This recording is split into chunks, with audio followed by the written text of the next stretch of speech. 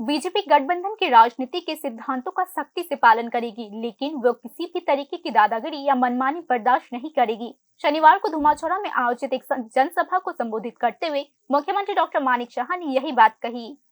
आगामी ईडीसी चुनावों को देखते हुए मुख्यमंत्री डॉक्टर मानिक शाह राज्य के जनजाति बहुल इलाके में जोरदार प्रचार अभियान चला रहे हैं। शनिवार को धौलाई जिले के धुमाछोड़ा में आयोजित एक जनजाति सभा में बोलते हुए मुख्यमंत्री डॉक्टर मानिक शाह ने विशेष रूप से बीजेपी के गठबंधन सहयोगियों को एक संदेश दिया। बीजेपी गठबंधन के नियमों के प्रति अपनी प्रतिबद्धता से पीछे नहीं हट रहा है। हालांकि किसी भी परिस्थिति में दादागिरी या डराना धमकाना स्वीकार नहीं किया जा सकता। बीजेपी सभी 28 सीटों पर चुनाव लड़ने के लिए पूरी तरीके से तैयार है। इस संदर्भ में गठबंधन सहयोगियों को सीटें दी भी जा सकती है या नहीं भी, यह बात मुख्यमंत्री डॉक्टर मानिक शाह ने स्पष्ट रूप से कही। হঠাৎ করে আমাকে যখন সাংবাদিক বন্ধুরা জিজ্ঞেস করছিলেন যে এবং সেই উত্তর দিতে গিয়ে সেটাকে বিকৃতিভাবে বিকৃত করে এটা অন্যভাবে বলার চেষ্টা করেছে। আমরা বারবার বলছি আমাদের সাথে যারা পার্টনার আছে সেটা তো আমরা অস্বীকার করছি না, আমাদের সাথে ওনারা অ্যালায়েন্স পার্টনার, তো অ্যালায়েন্স পার্টনার আমাদের স্বীকার করতেই হবে। কিন্তু আমাদের যে মূল যে উদ্দেশ্য, আমরা চাই ভারতীয় জনতা পার্টির যে 28টা যে আমাদের আসন সংখ্যা আছে সেখানে আমরা আগামী দিন এই 28টা সংখ্যার মধ্যে আমরা অবশ্যই আমরা সেখানে প্রতিদ্বন্দ্বিতা করব। আমরা দেখব পরের বিষয় পরে, সেখানে কিন্তু কেউ এসে আমাদের উপর দাদাগিরি করবে সে চলবে না। আমরা পার্টনার হিসাবে তাদের যতটুকু দরকার আমরা দিতেও পারি, নাও দিতে পারি, এটা আমাদের উপর নির্ভর করবে।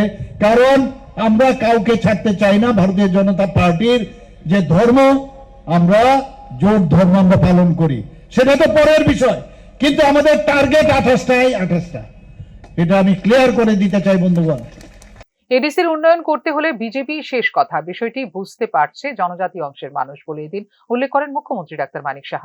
এক্ষেত্রে যে কোনো সময় এডিসি নির্বাচন ঘোষণা হতে পারে বলেও জানিয়েছেন মুখ্যমন্ত্রী। বন্ধুগণ, কারোর প্ররোচনার পাবে ফা দেবেন না আপনারা। আমাদের কাছে এখন মানুষ আসছে, মানুষ বুঝতে পারছে যদি এডিসির উন্নয়ন না হয় ত্রিপুরা কোনোদিন উন্নয়ন হবে না। 69 থেকে 70% এডিসি সারা ত্রিপুরা, তো সমস্ত জায়গায় যদি ডেভেলপ না হয় তাহলে কোথা থেকে আসবে? আজকে আমরা ওয়ার্ল্ড ব্যাংক থেকে 1400 কোটি টাকা আমরা লোন নিয়েছি, এবং সেই লোন কিসের জন্য? সমস্ত জনজাতি উন্নয়নের জন্য। আজকে এলিমেন্ট প্রজেক্টে যে আমাদের ফরেস্ট ডিপার্টমেন্ট 1700 কোটি টাকা আমরা লোন নিয়েছি শুধু জনজাতি এলাকার উন্নয়নের জন্য।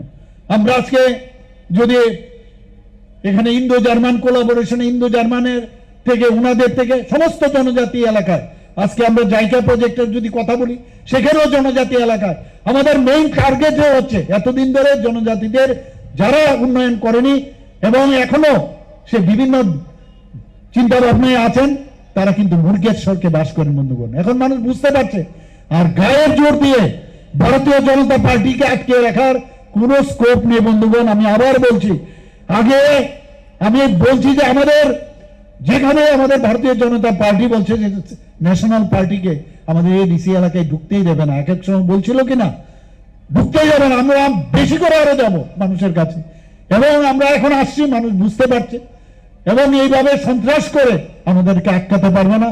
যত বেশি আমাদের উপর অত্যাচার হবে তত বেশি আমরা সংগঠিত হব, তত বেশি আমরা শক্তিশালী হব, এবং আগামী দিন আমি নিশ্চিত যে কোনো সময় ইলেকশন ডিক্লেয়ার হতে পারে। আমরা 2026-এ আমরা সুন্দর এক নতুন एडीसी, नतून त्रिपुरा আমরা গড়ব। अगर एडीसी का विकास करना है तो बीजेपी ही एकमात्र सक्षम शक्ति है। यह बात जनजाति जनता अब धीरे धीरे समझने लगी है। मुख्यमंत्री डॉक्टर मानिक शाह ने इस अवसर पर कहा। मुख्यमंत्री ने आगे संकेत दिया कि मौजूदा हालात को देखते हुए एडीसी चुनावों की घोषणा किसी भी समय की जा सकती है।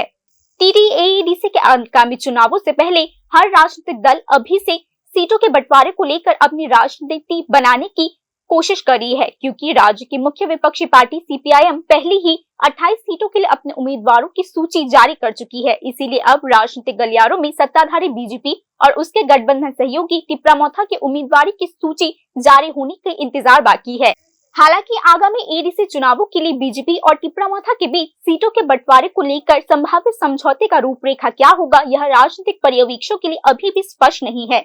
इससे पहले दिन में धुमाछोरा में बीजेपी द्वारा आयोजित एक समारोह में मुख्यमंत्री डॉक्टर मानिक शाह ने औपचारिक रूप से टोटल 587 जनजाति मतदाताओं को विभिन्न अन्य राजनीतिक दलों से बीजेपी में शामिल किया।